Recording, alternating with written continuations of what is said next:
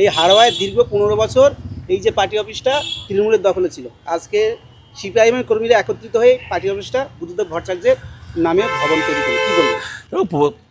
গোটা পশ্চিমবাংলাটাই 15 বছর তৃণমূলের দখলে ছিল, পার্টি অফিসগুলোকেও দখল করেছিল। তখন এই হাড়োয়া, মিনাখা থেকে শুরু করে সন্দেশখালী থেকে শুরু করে এই বিস্তীর্ণ এলাকায় এই অফিসগুলোকে দখল করার সময় ওরা বলতো যে বিজেপিকে আটকাতে গেলে এখন সব তৃণমূল হয়ে যেতে হবে, সিপিএমের পতাকা বাঁধা যাবে না, সিপিএমের পার্টি অফিস রাখা যাবে না, সব তৃণমূলের হাতে তুলে দিতে হবে, নাহলে বিজেপিকে আটকানো যাবে না, এই বলে গায়ের জোরে সব দখল করেছিল। আর যখন ভোটটা হয়ে গেল আপনারা দেখতে পেলেন যার নেতৃত্বে এইসব হয়েছিল সেই বালু মল্লিক, ও এখন তৃণমূলের পতাকা নিয়ে বিজেপির জুতো বালিশ করছে। আর সিপিআইএমের জায়গায় লাল পতাকা নিয়ে দাঁড়িয়ে আছে। আর বিধানসভার ভেতরে আমাদের একজন লড়ছে, বিধানসভার বাইরে আমাদের লাখ লাখ কর্মী লড়ছে বিজেপির বিরুদ্ধে।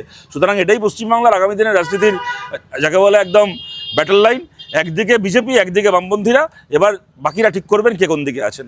দেখা যাচ্ছে সাধারণ মানুষ তৃণমূলকে ভরসা করে না, বিজেপিকে ভরসা করে না। আজকে যেভাবে আরে তৃণমূলে পিসি ভাইবোকে ভরসা করে না, ভাইপো পিসিকে ভরসা করে না, দেখতে পাচ্ছেন না? তৃণমূল কংগ্রেসের একটা লোককে মমতা বন্দ্যোপাধ্যায় দলের দায়িত্ব দিচ্ছেন সায়নী ঘোষ, পরের দিন সায়নী ঘোষ কেটে পড়ছে। আজ মমতা বন্দ্যোপাধ্যায় দায়িত্ব দিচ্ছেন জ্যোতিপ্রিয় মল্লিককে, জ্যোতিপ্রিয় মল্লিক পদত্যাগ করে কেটে পড়ছে। মমতা ব্যানার্জি দায়িত্ব দিচ্ছেন নরেন চক্রবর্তীকে, নরেন চক্রবর্তী না নরেন চ্যাটার্জি কি নাম ওই আসানসোল দুর্গাপুরের, সে হচ্ছে কেটে পড়ছে। সুতরাং যে জাহাজ ডুবছে সেই জাহাজে কে সবার হতে চায়? তৃণমূল এবং কে কাকে ভরসা করে? তৃণমূল কংগ্রেসকে। কুণাল ঘোষ সিআইডিতে গিয়ে অভিষেক ব্যানার্জির নামে বলে আসছে, অভিষেক ব্যানার্জি সিআইডিতে গিয়ে কুণাল ঘোষের নামে বলে আসছে ওদের এই জালসই কেলেঙ্কারিতে। এ ভাবছে যদি অভিষেক ভাবছে কুণালকে ফাঁসি যদি আমি বেঁচে যাই, কুণাল ভাবছে যদি অভিষেককে ফাঁসি আমি বেঁচে যাই। কেন্দ্রীয় প্রতিমন্ত্রী শান্তনু ঠাকুর তিনি বলছেন যদি আমরা যেটা এখন মনে করবো সেটাই হবে। আজকে রেড রোডে ওদের নামাজ পড়তে দেবো না, আমরা যোগা দিবস পালন করবো। কী বলবো? তো একটা শের আছে শুনেছেন তো, যে तुमसे पहले जो एक शख्स यहाँ तख्ते नशी था उसको भी अपने खुदा होने पे इतना ही यकीन था। একসময় মমতা বন্দ্যোপাধ্যায় বলতেন যে আমি যেটা চাইবো সেটাই হবে। একটা সময় রাজনৈতিক সভা থেকে সমস্ত তৃণমূলের নেতারা প্রকাশ্যে চিৎকার করে বলেছিল যে আমরা কখনো বিজেপির কাছে মাথা নত করবো না, তারাই এখন বিজেপির ফার্স্ট থাকার। তো এটাই তো আমরা বরাবর করে বলে আসছি যে দলটা তৈরি হয়েছিল বিজেপির টাকায়, আরএসএসের টাকায়। এই 10 জনের মধ্যে 9 জন তৃণমূল নেতা কখনো না কখনো বিজেপির সমর্থনে ভোটে দাঁড়িয়েছিল। এই বালু মল্লিক বিজেপির সমর্থনে 2006 ভোটে দাঁড়ায়নি, মমতা বন্দ্যোপাধ্যায় বিজেপির সমর্থনে ভোটে দাঁড়িয়ে এমপি হননি, বিজেপি সরকারের মন্ত্রী হননি।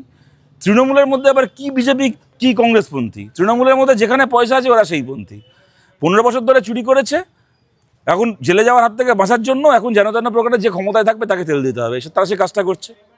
এতদিন আমরা জানতাম 15ই আগস্ট আমাদের পশ্চিমবঙ্গ স্বাধীনতা দিবস আমরা উদযাপন করে আসি, কিন্তু আজকে হঠাৎ দেখলাম পশ্চিমবঙ্গ দিবস পালন করছি। এখন বিজেপি বরাবর বলতো যে পশ্চিমবাংলা নাকি ভারত থেকে আলাদা হয়ে যাবে, এখন দেখা গেল পশ্চিমবাংলাকে বিজেপি ভারত থেকে আলাদা করতে চাইছে। গোটা ভারতের মতো পশ্চিমবাংলারও স্বাধীনতা দিবস ছিল 15ই আগস্ট, এখন বিজেপি মনে করছে যে পশ্চিমবাংলার আলাদা কোনো স্বাধীনতা দিবস আছে, যে বিজেপি পশ্চিমবাংলাকে আর ভারতে রাখবে না ঠিক করেছে এদের কাজকর্ম থেকে মনে হচ্ছে। এবং এটা দেখুন, ফজলুল হকের মন্ত্রিসভার, মুসলিম লীগের মন্ত্রিসভার মন্ত্রী ছিলেন শ্যামাপ্রসাদ, যখন কলকাতা বিশ্ববিদ্যালয়ের মাথায় ছিলেন, ব্রিটিশের পতাকাকে স্যালুট করেনি বলে 2 জন বিপ্লবী ছাত্রকে, স্বদেশী ছাত্রকে বেত মেরেছিলেন শ্যামাপ্রসাদ মুখার্জি নিজের ডায়েরিতে লিখে গেছে যে ওর ছেলেদেরকে দেখলে নেতাজি সুভাষচন্দ্র বোসের লোকেরা ইটপাটকেল ছুটতো, ডিম ছুটতো। এখন যেরকম তৃণমূলের নেতারা ডিম খাচ্ছে, সেরকম শ্যামাপ্রসাদের লোকেরা সুভাষচন্দ্র বোসের কাছে ডিম খেত, ইটপাটকেল খেত, গালাগাল খেত। কেননা ও ব্রিটিশের লোক ছিল। সূর্য সেনের মাথার দাম যখন কয়েক হাজার টাকা ঘোষণা করেছিল, মাস্টারদা সূর্য সেনের মাথার দাম যখন কয়েক হাজার টাকা ঘোষণা করেছিল, শ্যামাপ্রসাদ তখন ব্রিটিশের কাছ থেকে 60 টাকা মাস মাইনে নিয়ে ব্রিটিশের চাকরি করতো। ওই ব্রিটিশ রাজের চাকরের নামে যদি এখন পশ্চিমবাংলাকে তুলে দিতে চায় বিজেপি করতে পারে। ওরা রানী এলিজাবেথের জুতো মাথায় নিয়ে রাজনীতি করা আরএসএসের ওরা শাখা সংগঠন, বিজেপি সেই কাজ করতে পারে।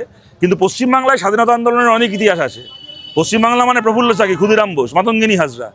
পশ্চিমবাংলার মানুষ 15ই আগস্টকে নিজের স্বাধীনতা দিবস মনে করে। অন্য কোনো দিন ঘরের ওপর চাপিয়ে দিলে ইতিহাস পাল্টে যাবে না। সামনে যে এই যে বসিরহাট উপনির্বাচন, যে লোকসভার উপনির্বাচন, এখানে কি বামেরা আইএসএফের সঙ্গে সর্বসম্মতভাবে আমরা বিজেপি, দেখুন তৃণমূল উঠে গেছে, বিজেপির বিরুদ্ধে আমরা সবাইকে সঙ্গে নিয়ে লড়তে চাই। আমাদের দিক থেকে এই নিয়ে কোনো দ্বিমত নেই। আমাদের এটা বিধানসভা ভোটের আগেও আমাদের যে অবস্থান ছিল, বিধানসভা ভোটের পরেও তাই অবস্থান। বিভিন্ন সময় আমরা বরাবরই তাই চেয়েছি। 2016 পর থেকে আমরা চেয়েছি পশ্চিমবাংলায় বিজেপি তৃণমূল ছাড়া বাকি সমস্ত দলকে একসঙ্গে নিয়ে চলতে, এটাই আমাদের ঘোষিত অবস্থান। এবার বাকি সমস্ত দল তার ঠিক করবে। তবে আইএসএফের সাথে তো আমরা বিধানসভাতেও একসঙ্গে লড়েছি, নওশাদ জিতেছে, আমাদের মুস্তাফিজুর রহমান জিতেছে। সুতরাং আইএসএফের সাথে আমাদের তো জোট বলুন, বোঝাপড়া বলুন, বন্ধুত্ব বলুন, তা তো আছেই। হারোয়াতেও যখন বাই ইলেকশন হয়েছে আমরা যখন আমরা সমর্থন করেছি, সুতরাং এটা আমাদের তো রয়েছে আইএসএফের সাথে সেই সম্পর্ক।